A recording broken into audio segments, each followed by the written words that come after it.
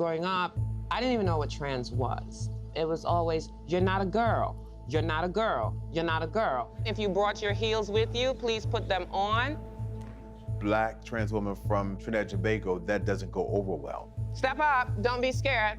I don't bite till after midnight. I did not see a future for myself at all. Walking, a lot of times we don't understand. We carry our emotions with us when we walk.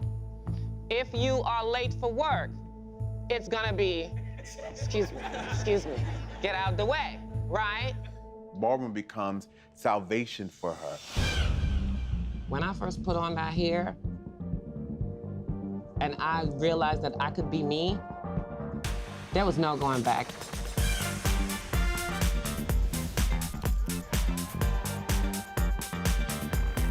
5, 6, 7, 8, walk. But what I discovered by walking with my head up is being able to say, no, I don't care what you think about me. The most extraordinary lives follow undefined paths. To find your voice, you may need to journey into the unknown. I'm Carlos Watson, editor of Ozzy, and these are Defining Moments.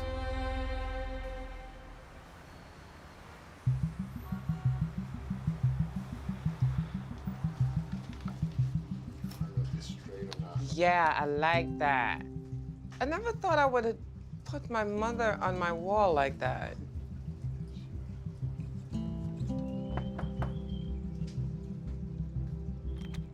Hey, how are you? Hi, Carlos. Hello. A pleasure. Welcome to my little place. Oh, yeah. Beautiful place. Thank you, thank you, thank you. In the spirit of the holidays. I was gonna say, you're getting ready for Christmas. Is that your favorite holiday? Yeah, you know, for quite a while, I really didn't get into holidays and stuff like that because there was so much more going on. I really couldn't put up photos before. Like everyone does, they have photos, but I didn't value my life. So therefore, I didn't celebrate myself by putting up my photos. I was living in survival mode. What was it like for you growing up? Were you able to be open No. as a trans girl, trans woman? I would never have come out if I was living in Tobago.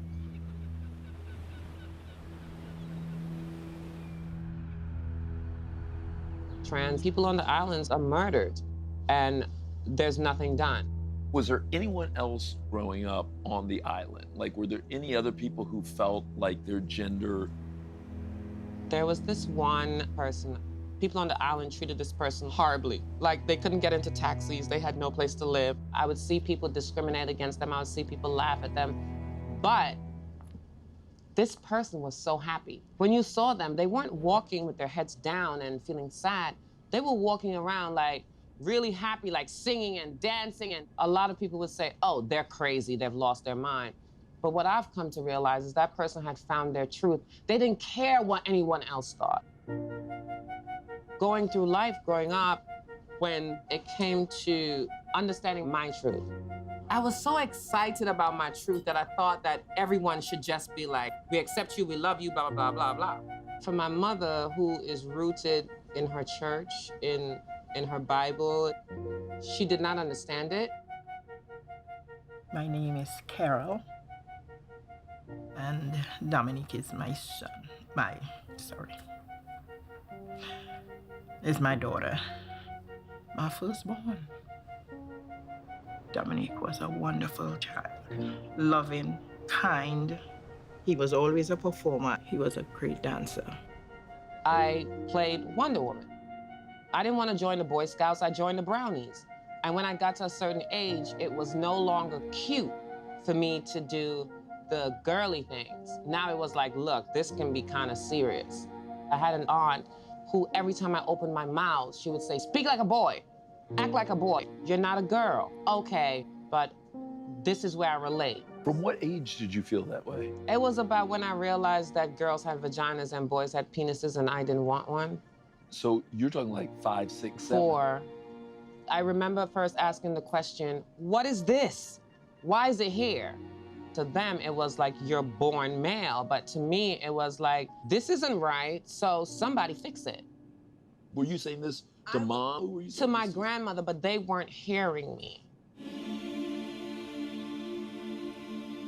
I was taken out of dance classes and put into soccer. I went to church every Sunday, Sunday school. Religion was very much a part of our lives. He was very involved with the Anglican Church. He was an acolyte. At that time, I left Tobago. In 1986, my husband and I at the time, and my 3 children, we moved to Baltimore, Maryland. Mom came over to the United States for a better life, to prepare a better life for us all. Dominique's grandmother didn't want him to leave Tobago, so we left him with her. I'm about to become an acolyte. So now this is a prestigious thing on the island. Your child is serving on the altar, they're closer to God. And then the priest, I've started to feel really strange vibes from him. He took me to the beach, myself and another acolyte, and I'm thinking, ooh, everyone else is gonna be jealous because now I'm close to the priest. To me, it was like being close to a president or something like that. And so we're in the water, and he takes off his shorts. My priest was not a homosexual, he was a pedophile. And you were how old at this point? 11, probably. I cannot tell you if I was penetrated in the water or not. I just know I felt pain. I know that things did not feel right. When I heard that,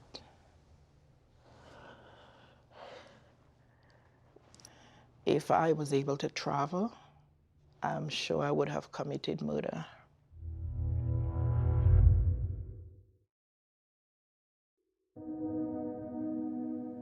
Religion was always a part of my life, but religion also hurt me.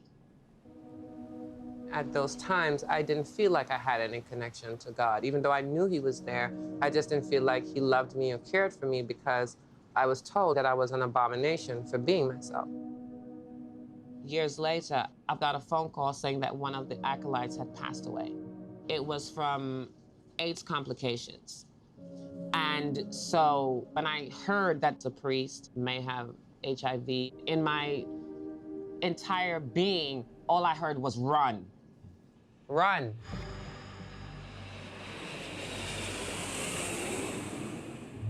By age 15, Dominique had experienced enough fear and abuse to last a lifetime. Now, she'd leave the only home she'd ever known, seeking the one thing she needed the most, family. He came here to Baltimore. I said, okay, that's fine. You can stay with me. And basically that's when let us know about his new lifestyle. It was a shock to everybody. I was being hot in the booty, went downtown Baltimore, snuck away from home. I needed to find a place that helped me find some kind of feeling that I was normal. Well, I met this guy, taller than I was, and I'm standing there and I'm like, oh yeah, we're gonna go out. And then here these people come. Trans women, I didn't even know what trans was. But I'm thinking to myself, okay, something's different about them and I relate to it. And they're like, oh, you're not dating him. I don't know you. No, you're not dating him. They told me he contracted HIV, and the way that he dealt with it was to do this thing called gift giving. His idea was, someone did it to me, so I'm gonna do it to everyone else. And they held me and they walked me away. But they were from Ballroom. Ballroom saved my life that night. For people who've never been to the shows, take them inside. What were the shows like? Fantastic. You could be coming into that bar with all kinds of burdens and troubles, and then this person would get on stage, and you would see makeup, and you would see hair, and you just feel this sense of freedom. It was Ballroom, and we were voguing at night and doing runway and tying sheets around to make dresses. It was a place for us to just really have community. It's like, why are you going to church? Because that's where you feel your comfort. I had found my chosen and proven family, people who were just like me. Dominique's initiation into the world of ballroom helped her define what she'd always been feeling. It also provided sanctuary to live openly as the person she saw in the mirror. I found out when I was about 10 that my brother is no longer my brother, it's my sister. So, of course, like any other parent, Moms has rules, standards, guidelines. If you don't want to live under my household, you know, leave. And, you know, that's what happened at that point in time.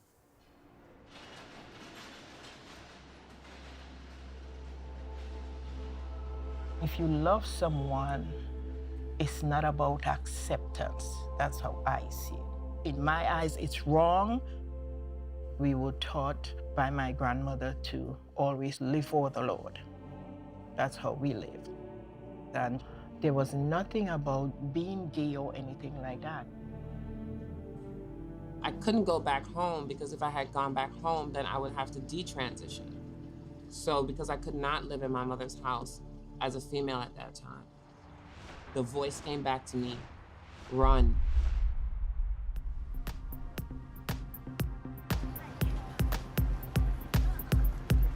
I ended up in New York.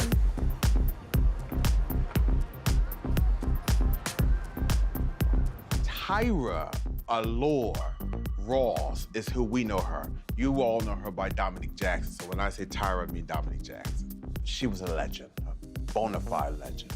Miss Tyra Allure. In the house of ballroom community, particularly her category, the trans women are overly made, if you will. This notion of a Jessica Rabbit, small waist, big breasts. And here's this tall, slender woman who would walk in a club, part the Red Sea like Moses, have all these little young gay men surrounding her, like Janet Jackson, like Naomi Campbell. Tyra has that same kind of power. And when she does it, you would never think someone like that is struggling with self-esteem issues. When you came to New York, you only knew one place. Going down to Christopher Street, and it was either 42nd Street or Christopher Street. And this is where we survived. You remember Tiffany's, right? Tiffany's was a restaurant that you would hang out on Christopher Street all night. If you had to do sex work or something like that, you would do your work, and then we would used to work at Two Potato and finish the shows, and everybody would meet up, the sex workers, the entertainers, and we would come up here and come to Tiffany's and have breakfast at Tiffany's. I remember many nights I slept on these benches. Ah, well, Central Park was my place to sleep. You slept here. I slept here, yeah. Can you believe we survived this shit? When she came into my life, it must have been like 97, 98, Dominique didn't have her green card, couldn't work as much, and she was living from post to post, pillar to pillar, sleeping on different people's couches. In my head, I could just still picture everyone like on the pier voguing and reading, and that was our place. You would stay down on the pier and you had community, you had family. As soon as you said, I'm sleeping on the pier, someone would say, oh, well, I got a welfare apartment, so you could come over, stay, and like, you're gonna be my sister. When a ballroom person calls you mother, brother, sister, uncle, auntie, it's deep. The camaraderie and the acknowledgement kind of negates the fact that you're sleeping on the floor. So it's shared, it's very communal. Yeah, it's very communal. And that's the thing, like, people didn't think, like, how could you be hanging out in the street and homeless and be happy? And it was like, you had people that went through the same thing with you, and we were there for each other. I guess we distracted each other from all the pain and stuff. Yeah. I didn't hear from him for a while. We didn't know where to look for her. I would get phone calls that were very, very difficult. Well, it had to be resentment for her to be calling me and just ranting.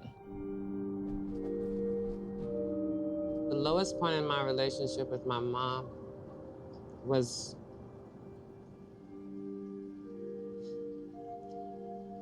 I told her I hated her, and I've never, ever forgiven myself for that.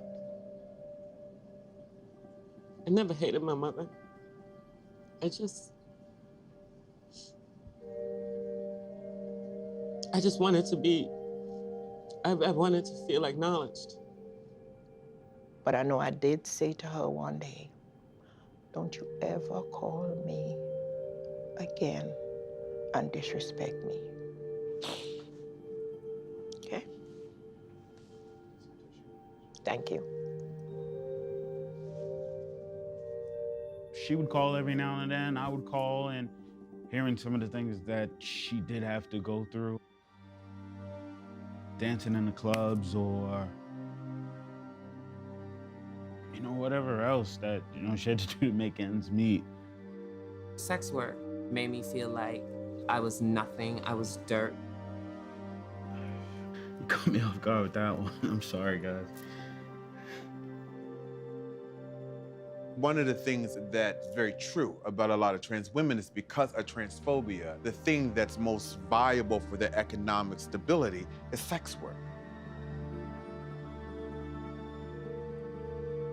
The most traumatic part was having to negotiate with people for my body.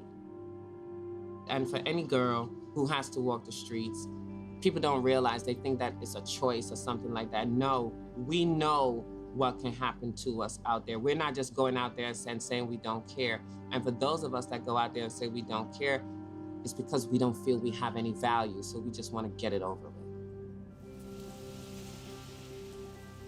Trans women of color, is that a very different experience than being a white trans woman? Hell yeah. The lighter skinned girls and the Latinas, if you had the nice long hair, you had the light skin, pretty skin, would work clubs like Sally's and Edelweiss. And it's working in those spaces that you were the safest. Usually, the trans women of color would work 14th Street. There were some times that I never thought I was gonna get out of those cars, and then realized that I had to get right back into another one. So I'm still dealing with it. That area was highly Black and brown trans women whose bodies were brutalized and murdered, and there was no outcry, not only from the city, but from the larger white LGBT community. The continued brutalization and murders of Black, Latino, trans women are not necessarily being experienced as the same as white trans folk. Black and brown folk are dealing with not only HIV and AIDS, but other intersections of health disparities. Between 1993 and the year 2000, I thought I was HIV positive. Were you seeking treatment? I did not seek treatment because I didn't want them to confirm it. In 2000, I got tested and I wasn't positive. And first I was like happy and jolly, and I get downstairs and I'm walking up to the 2 train and something hits me. What if you had just gotten a positive result? The things that we have been through in life, and to be where we are right now, we can only be grateful. Many of us aren't here right now. Actually, this is where I met my first husband. He was standing in that vestibule, and I said, that's gonna be my husband. And he was standing right in that vestibule smoking a cigarette. I should have left him there. I was married from 2011. Wow. How did he identify? All men that I date identify as straight.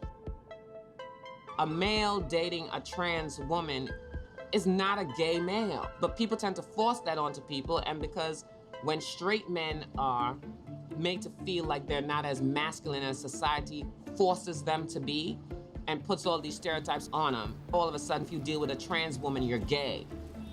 So now it's like, oh my gosh, all these things in my head, I'ma just kill her. A lot of the men that kill trans women were in relationships with them.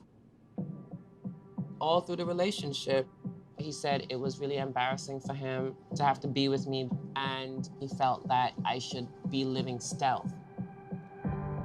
As time went by, I was slowly pushed into a box, going according to the stereotypes of women in relationships, which is extremely submissive, respect your man.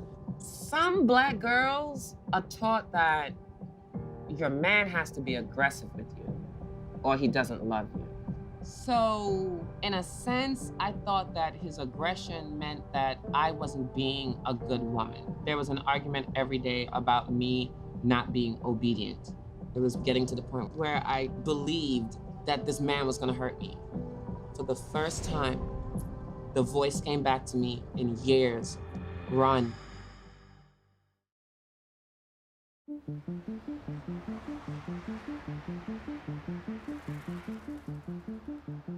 So I'm currently in the midst of a divorce. And I was like, God, you spared my life. You have a purpose for me.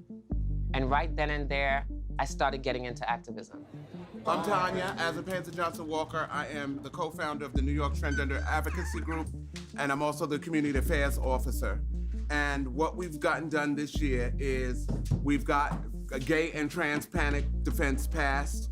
We've gotten a Non-Discrimination Act passed this year, and we've got a ban on conversion therapy.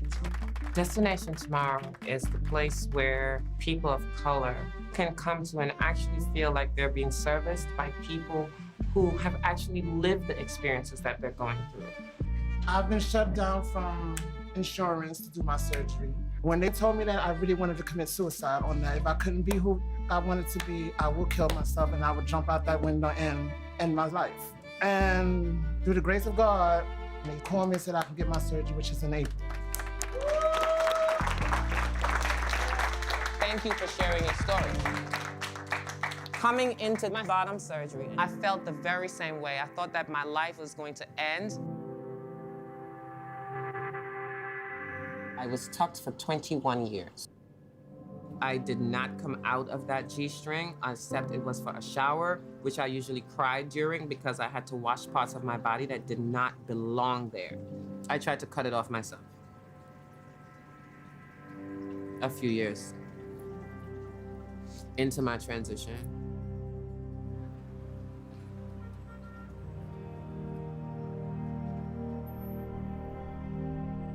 But then I met Dr. Rachel Blubon-Langner, and then she told me my surgery date was June 29th, and life just came right back into me. Like, I really wanted to live again.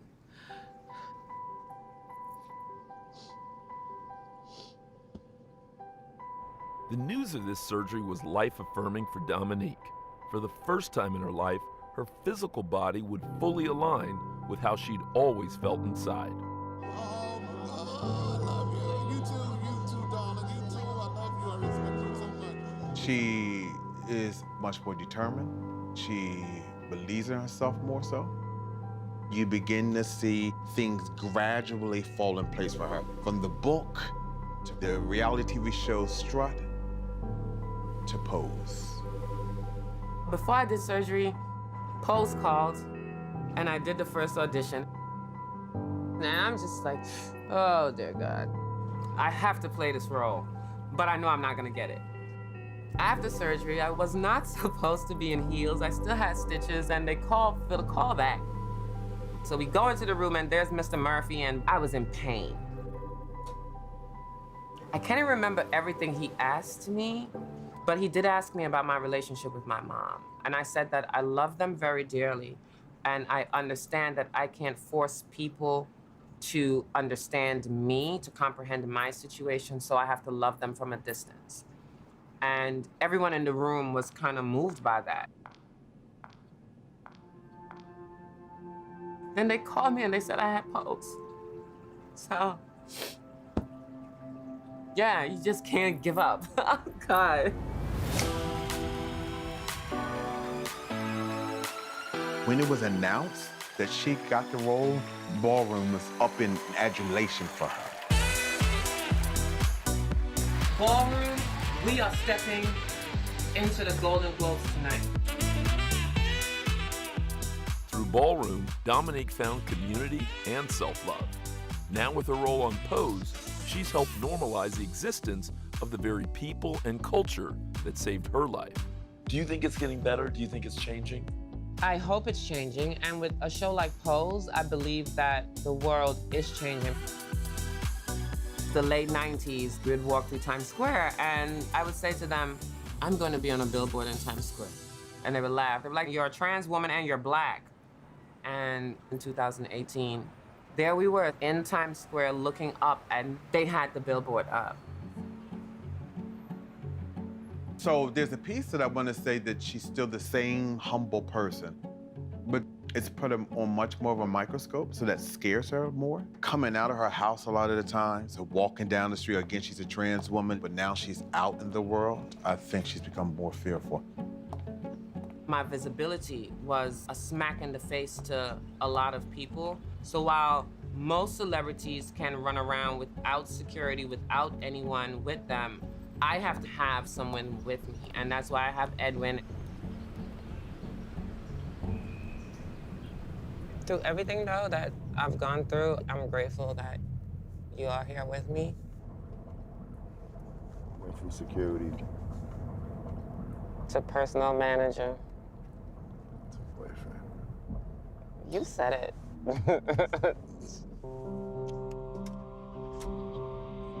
This Christmas is gonna be amazing. It's going to be your sisters and all their my- kids yeah, my nieces and your nieces and nephews. But you always loved Christmas. I wasn't able to really celebrate Christmas. Right before Pose aired, I called my mom and I said that I needed her in my life. One night, I got a phone call. And when I answered, it was my child on the other line. I said that I was going to television and I didn't want us to be at odds. And what was said is, you are my firstborn. There's nothing that will change my love for you. And that's all I needed to hear.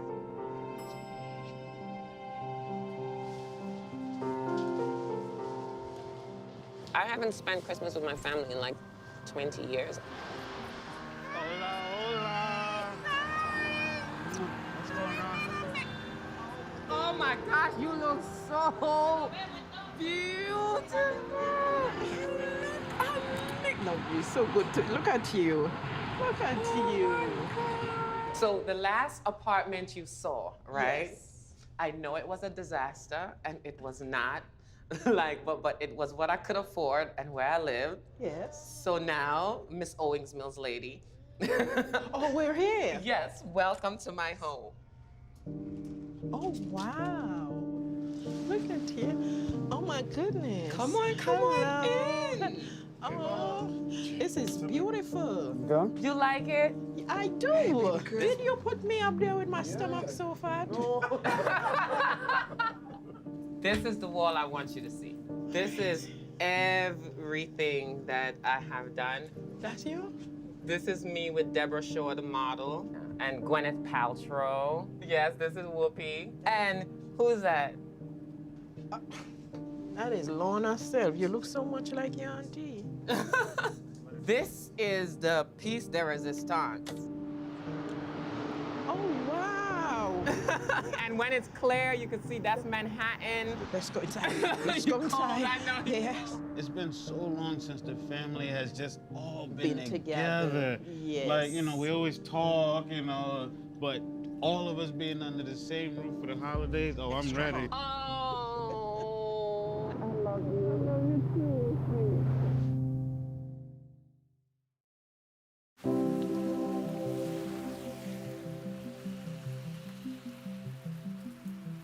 When I walk through the streets, I can find myself cowered away. I even do this a lot at times, because it's kind of like it protects me. But what I discovered is I can clear a path walking down the street by walking from my core, no matter what's in here. It feels like I accomplished a lot more than anyone thought I could. Congratulations on all your success. You are a big inspiration to a lot of people. Pause. Her walking in her truth and opening that door for others that are afraid to say it. Yes, I'm definitely 100% proud of it. My dream. You are amazing. Oh, how are you? I'm well. How are you doing? All right. I'm cold, but. I know. You're welcome. Thank you, love. You took it up. Yes, ballroom was created out of survival. But I'm hoping she gets to a place where she understands that she has a divine right to not survive, but to thrive and live. My child always show that extreme potential, and I am sure that I don't know half of her pain and torture getting to where she is today.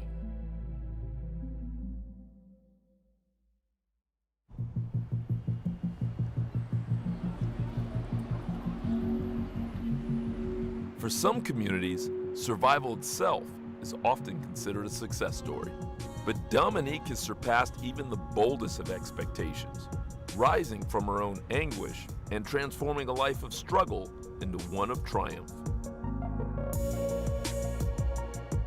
I feel like I really worked hard. I feel like I should celebrate the fact that I didn't give up, but I almost did. And right now, everyone is fighting for equality and rights.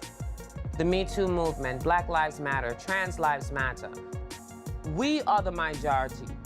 All of us in our little segregated corners calling ourselves minorities, when we merge together, we are the majority. We have to stop with this judgment and tough love, right? It's not tough love. There is another path. There is another way. All I was trying to do was live my life and be the best me and prove to my mother that being trans did not mean that I was some degenerate. So for parents to be able to instill in their children, look, there are these types of people in the world, then you are arming your children with knowledge. She's alive, and whatever was broken, we can mend. I'm growing daily. I am growing daily. I really would love to adopt, and I want my kids to be able to experience what my mother did for me, which was help make me this person, not about the aesthetic, but about the mindset. And that mindset is love.